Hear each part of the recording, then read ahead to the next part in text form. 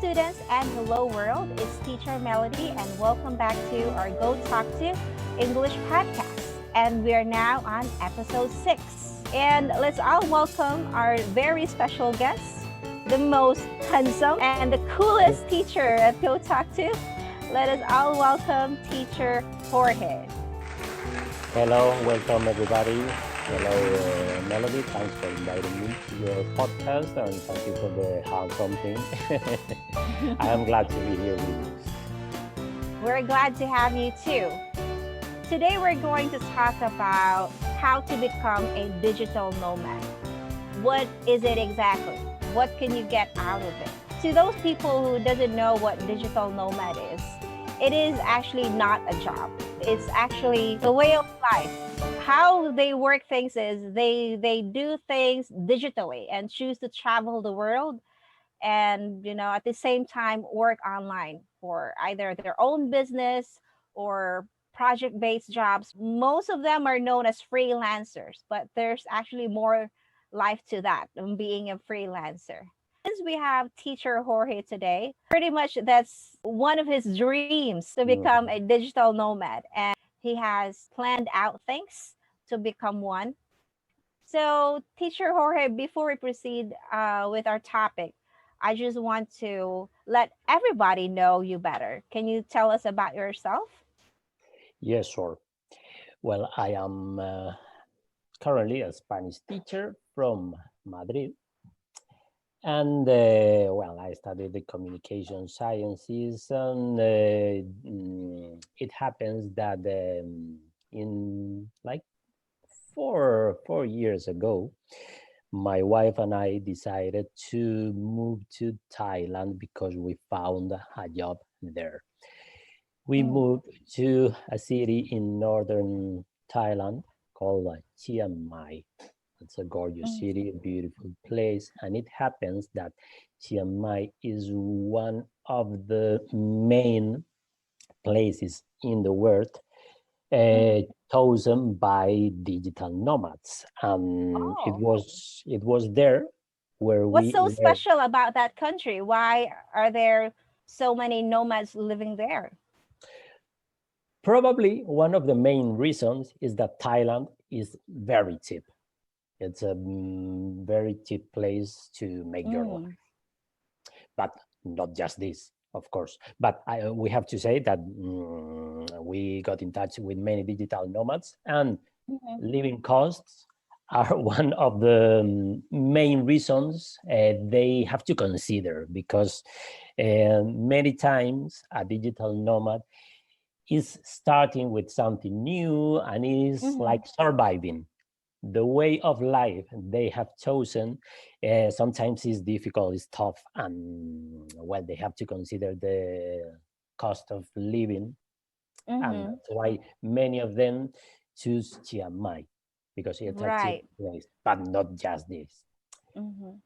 Thailand is a beautiful country. It's a Yes, it is. It is. great weather, great people, and Chiang Mai is a very relaxed city.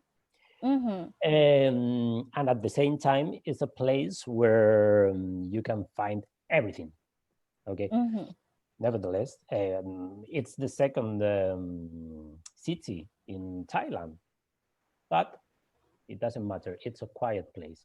So probably these are the reasons why many digital nomads go there, because it's a cheap and beautiful and relaxed place.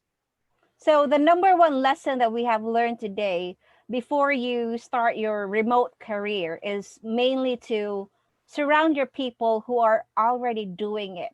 So that's exactly what teacher Jorge is doing.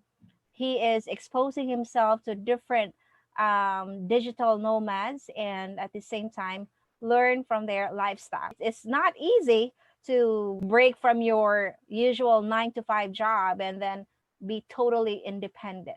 It's not easy, but the reward is it's liberating because you're not being programmed by someone to work a 9 to 5 job and you have to wake up this early or go in overtime or whatnot. So yeah, there's always a pros and cons with that. What was your most favorite thing in Thailand when you visited there?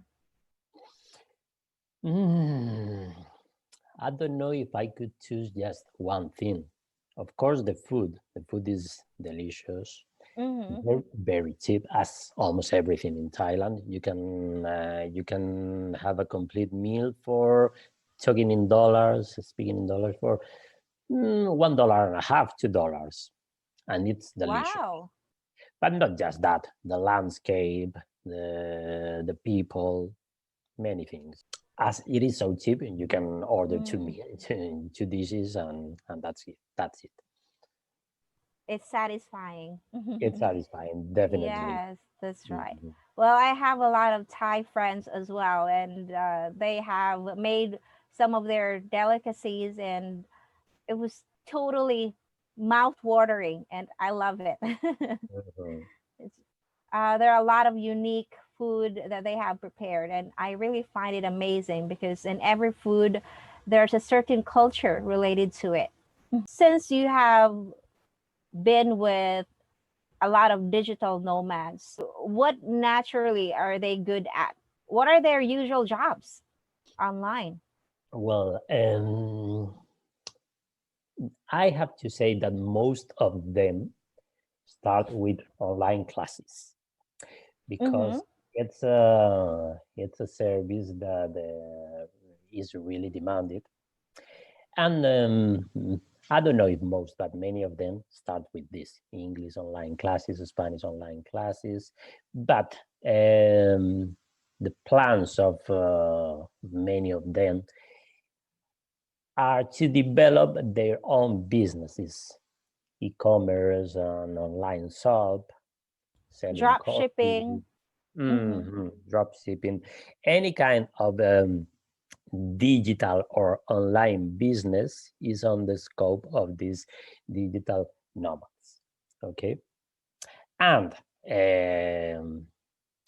on one side we have this kind of jobs. On the other side, we have the will to be independent, the will Mm. to, as you have said, of not having a job in which you have to Mm-hmm. accomplish certain things and all this stuff.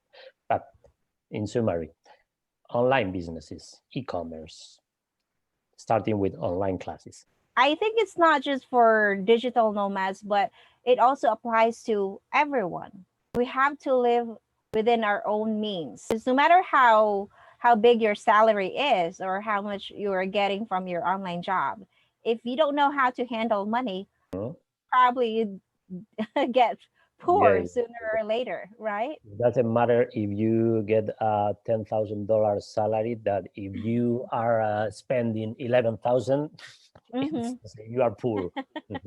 Exactly. I totally agree with that. A lot of people are actually asking about this. Can we say that digital nomads also have soft skills? Well, I'm not sure.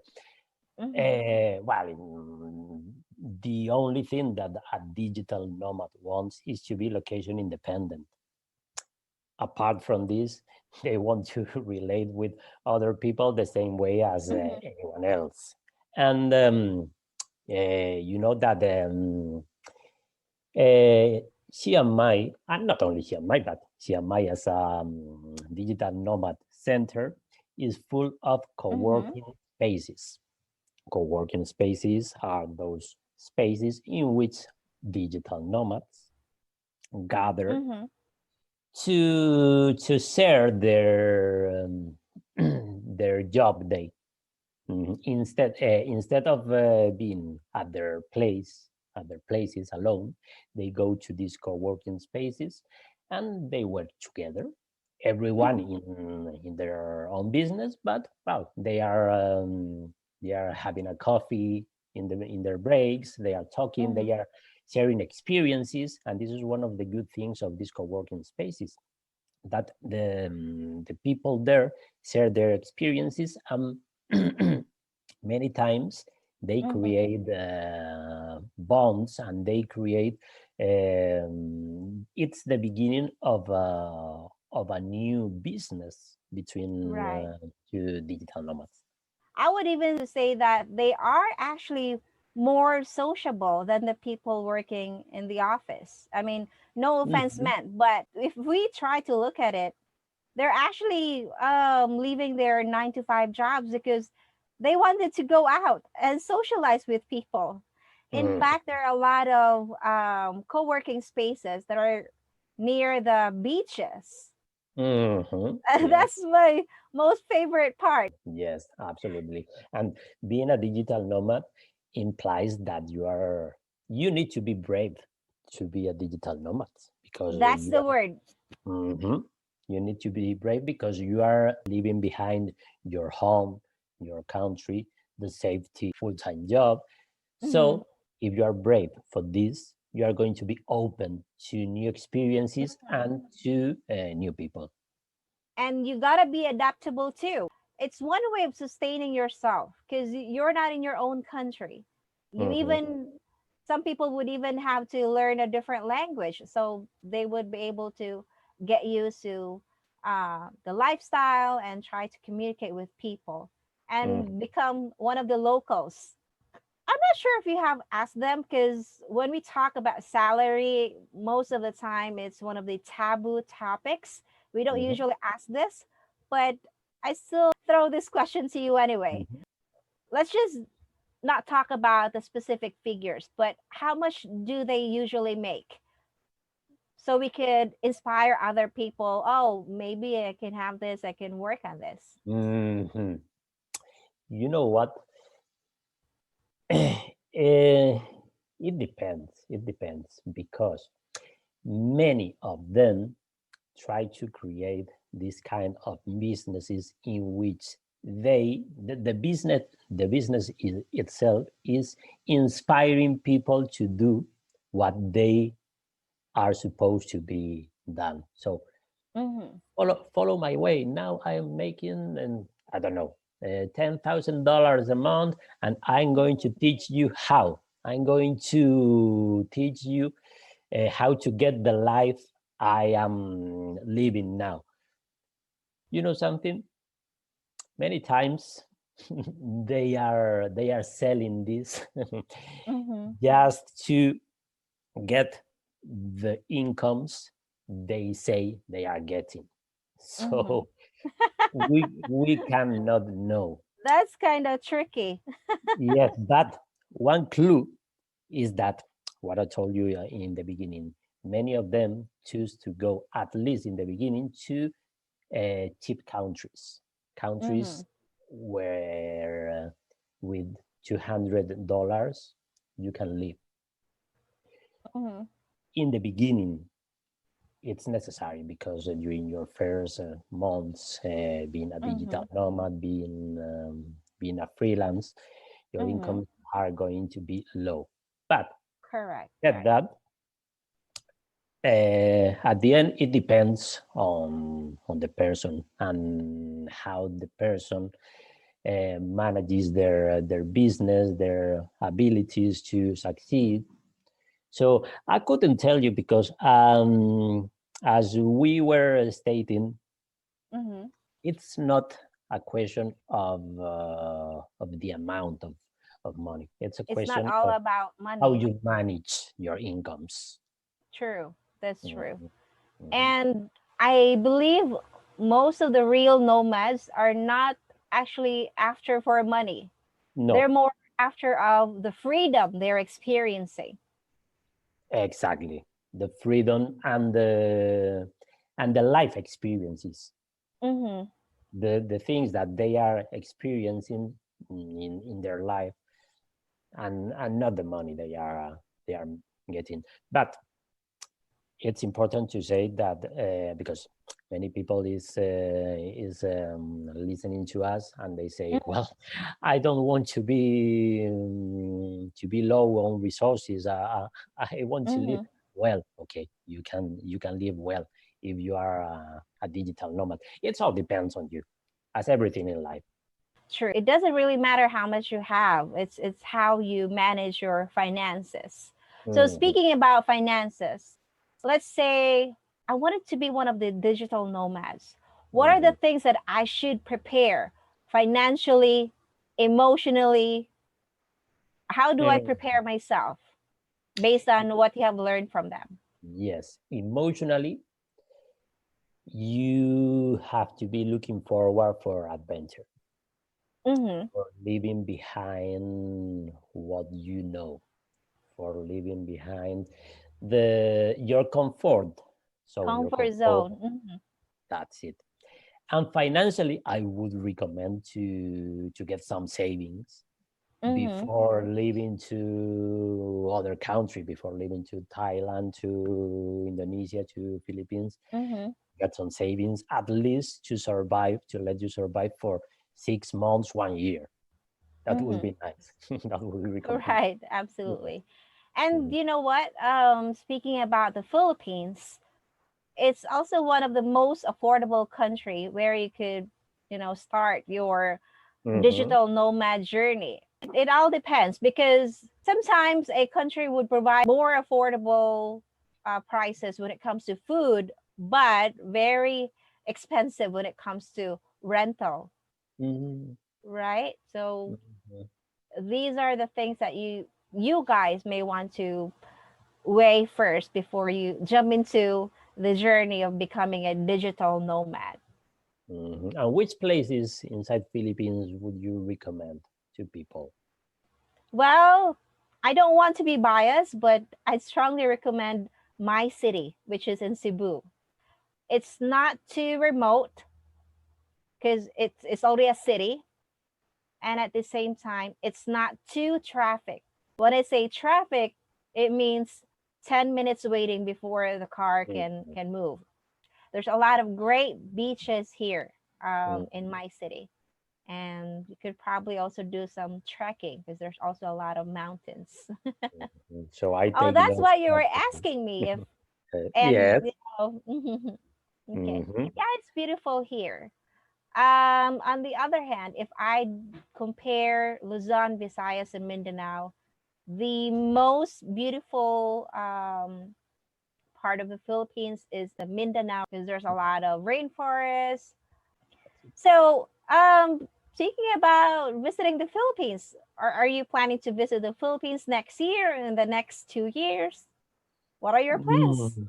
We were talking just before you start recording that when I was in Thailand, I was working for a company. So I was Mm-hmm. living the adventure, but I wasn't a freelance. Mm. That adventure ended. And when it ended, I decided that I wanted to become a complete digital nomad, starting Mm-hmm. with being a freelance. And I said, well, before moving again to a different country, I want Mm-hmm. to build my incomes, we could say, and start a profession. Right. Now I got it. But what happens? Coronavirus happens. It So, sucks, right? yes, it sucks. So, of course, I want to go back to Asia. I want Mm-hmm. to go to Philippines, definitely. My wife and I want to go to Philippines, but now we have to wait. Yes. It's the way it is. But yes, we will go to Philippines. We will go again to Thailand. Mm-hmm. Our It would be nice when you are location independent to spend like 3 6 months in a place, then move to a different place. And I'm sure I will be able to do it. But now we have to wait. Mhm. Yes, that's right. I was planning to do that too, but probably in the next 2 to 3 years. And one of Mhm. my bucket lists is Japan. I'm Mhm. so in love with Japan. I so love their culture, and the number one thing is their sense of discipline. I'm not sure, but I think it can be a little bit lonely in Japan because they're not that sociable because most people are workaholic. Mhm. And I think And there's yes, no digital nomads there. I guess that I suppose that you can find digital nomads any Mm-hmm. place in the world. The thing with Japan is that it's more expensive and that you Mm-hmm. definitely have to know the language. Correct. because as at least as I have heard, Japanese Mm-hmm. people is not as fluent in English as in Thailand or other places or in Mm-hmm. Philippines. Mhm. So you Right. definitely need to speak Japanese if you want to spend the time there. Compared to Thailand, how expensive is it to stay in your country? Mm, for Is example, it if you 50% more Mhm. expensive or the the thing is that, for example, for this apartment, well, this apartment is ours, okay, but mm-hmm. people paying a rent in this neighborhood could pay around 700 euros, 6 to 700 euros, which is Wow. eight eight eight $800.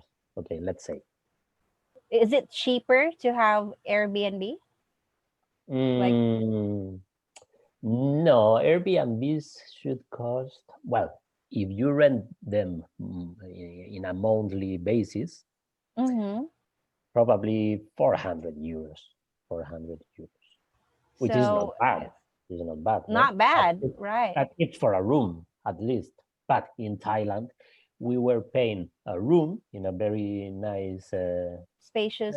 And Uh-huh. It wasn't an apartment. It was a room, mm-hmm. and we were paying 150 euros. So 100, Oh, that's even more affordable.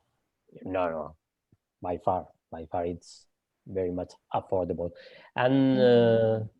mm, regarding meals, well, cooking in Spain, if you cook at home, it's cheap. It's cheap. I could say that you can spend $1 to $2 for a meal if you cook at Mm-hmm. home. But Per if you go person.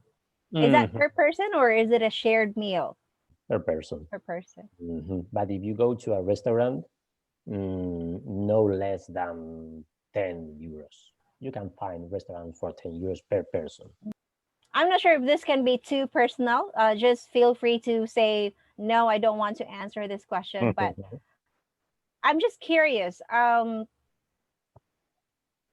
Is there such thing as insurance that can cover you and probably your partner, even if you're living abroad? Mhm. Yes, I would recommend to have health insurance when you are living Health abroad. insurance. Hmm. Yes, you Is definitely it need. even more expensive than the regular insurance that we get? The thing is that here in Europe, we have public health systems. Right. So I couldn't say that it is free because you pay taxes, but if Correct. you There's no if such thing as free lunch. no, nothing is free in this world. But if you need to go to the hospital, they are going to take care of you, whatever you need, whatever is your disease. So Oh, so regardless what country you're in, you're mm, still covered by the government through your taxes. it is common in Europe. I don't know if in all countries in Europe, but at least in Spain, in France, in Germany. What if you're a family man and you have kids? Is it also favorable if you would become a digital nomad, even if you're a family man? Yes, I would say so. We don't Even have if you kids, have a newborn baby? but well, if you had a baby, I would recommend to wait a little bit. But Mm-hmm. having kids is not a problem if you want to be a digital nomad. By the way, we met some of them with kids Mm-hmm. living in Oh, Thailand. okay. And here in Spain, we have a TV program in which a family, Mm-hmm. father, mother, and two kids, are traveling the world and Wow. filming their things, and well, Mm-hmm. they are doing it. So, but if you That's have kind of a baby, wait a little bit. Yes, I think it's not practical if you do it right away. Mhm.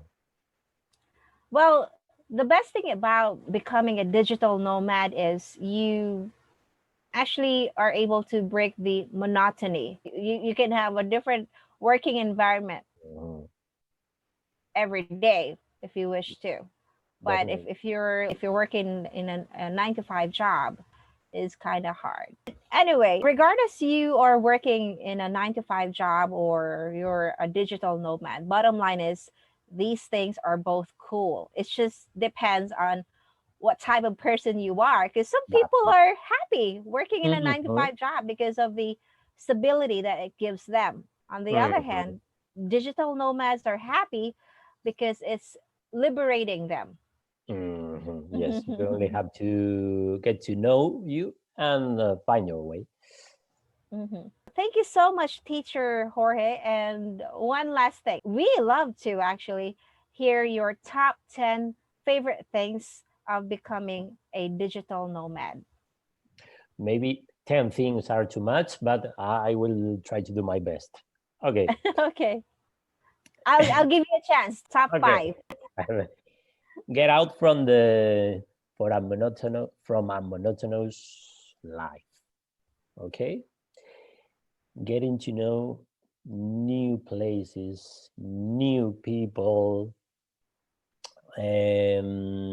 facing your life as an adventure, being a freelance, and this means that you have no boss, you have your own schedule, Mhm. and well, the sense of freedom, I would say, is the best. Bottom line is you really gotta be prepared. We have to match our desire with the practicality. Hmm. So, Definitely, and you only have to make sure that you will get a good internet connection of course, wherever, wherever you are. Take care of this. yes, you have to invest good Wi-Fi. Yes. That's part of the investment. Well, Hmm. thank you so much, Teacher Jorge. Teacher Jorge is actually teaching Spanish. Go ahead, please. Invite our students to book a class with you. Well, book a class with me. I'm available for you, and it would be a pleasure to know you and to keep on talking about this kind of interesting topics. All right.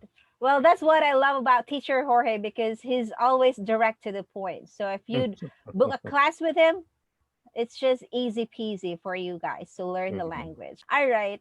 Once again, it's Teacher Melody. Don't forget to subscribe and like our Facebook page. We also have our YouTube channel. And to get more information about on how to enroll, please watch this video after this podcast. But if you don't have much time, let me just share this with you anyway. Their website is www.gotalkto.com. Have a beautiful day. I'm here to show you how to create an account, make bookings, check your schedule, and a few other things to walk you through the new system. So let's get started. The first thing that you're going to want to do is log in. Now, if you're an existing student, then you can enter your email address here, enter your password, and then sign in. If for some reason you've forgotten your password, then here's the Forgot Password feature where you can reset your password. If you don't already have an account, then here's where you can sign up as a student. So here's where I can enter my first name, my last name, enter the email address, and enter my password. And then hit save. And so here I am at the calendar. If you're a brand new student, then you should have automatically here some credit to take a free trial class. If you're an existing student, then you're going to see your remaining balance from any classes that you've already purchased right here in the upper right. Let's go to our profile page where you're going to want to enter your name and then enter your email address, enter your phone number.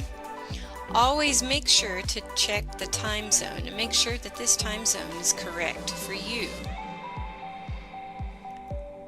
here you can select to have email notifications, which is a great idea, and then you can choose how many hours before your class you would like to have the email notifications, anywhere from 24 hours up to 15 minutes in advance of the class so that you don't miss it.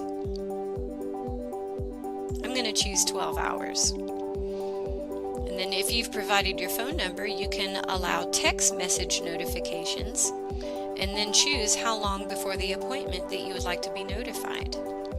Again, anywhere from 24 hours in advance to 15 minutes in advance so that you don't forget your appointment. I'm going to choose 12 hours. You can enter your address, where it can be used to verify the payment, and also you'll be able to receive any coupons or book publications that we have in the future. And you can enter your birthday and save. Now I'm going to go back to the calendar where I'm ready to make a booking. Book now. I can select what language that I would like to learn. I'm going to learn Spanish. And I can look through a list of all of the teachers that we have. And you can read all about them. I'm going to choose Becky.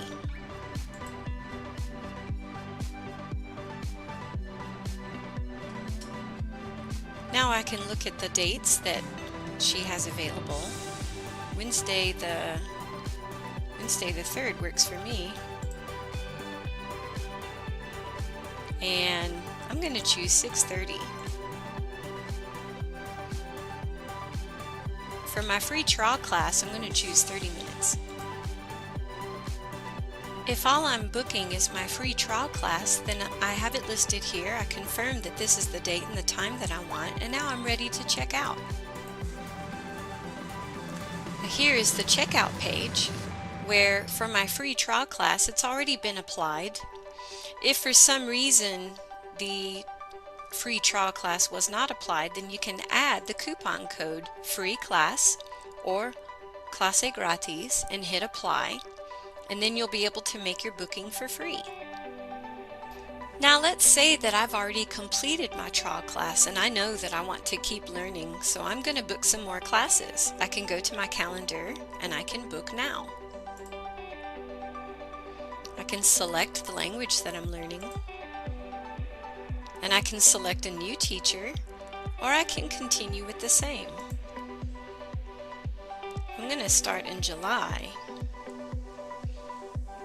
where I'm going to choose classes for Monday, Wednesday, and Friday.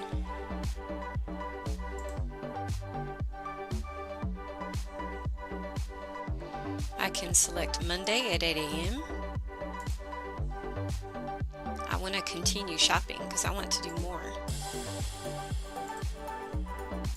Becky. Go back to the calendar and I can add another day.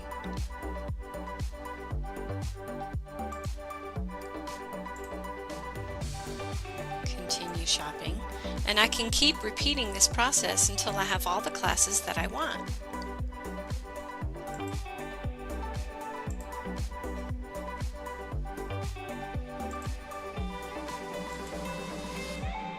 When I have all the classes booked that I want to take, then I can check out now. And here's where I would check out. It's a standard form that I'm sure you're used to. You can enter your first name, last name, your credit card number, the expiration date here, and the 3-digit code on the back. If you have any coupons, you can apply your coupon code. Make sure to hit agree with the terms and conditions, then hit continue. If you are one of our loyalty VIP students, your special flat rate discount will automatically be applied at checkout. All other students are eligible for a bulk discount that increases with the number of classes that you purchase, with 5 classes being discounted at 5%, 10 classes is discounted at 8%, 20 classes is discounted at 10%, 30 classes at 15%, and 40 classes at 20%, which will automatically be applied at checkout. Now that I've made my bookings, I can go to the calendar and I can look. Here's my calendar, and I can see the classes that I've made. I can click on them, where I can see my teacher and use this tab here to ask her a question or make any comments that I might have. I can also go to bookings, where I can see the bookings that I have. I can look at the details. I can cancel them if it's far enough in advance, or I can change the appointment. Now, depending on the teacher, some teachers have different amounts of times that they require before the class is canceled. If for some reason you need to cancel a class and you're unable to through here, then you can contact administration. I can look at my payment history and I can see the classes that I have scheduled, a transaction ID, what kind of class it was, and I can even download the receipt. Now let's say that I want to buy some more credits, but I'm not quite ready to book on the calendar yet. I can simply buy more credits here. I can enter the number of classes that I wish to take.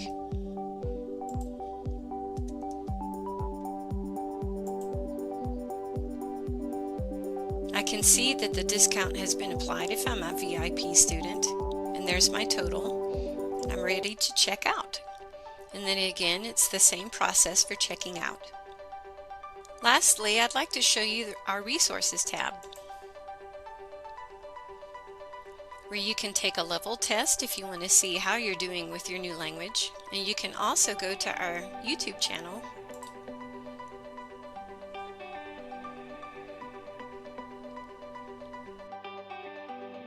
where you can see a variety of different classes and lessons that we have in here for you to enjoy between your classes. Excellent tools for learning. That concludes our walkthrough for the different features on the site. I hope it's helpful. And don't forget to follow us on Facebook, Instagram, and YouTube. And I look forward to hearing from you.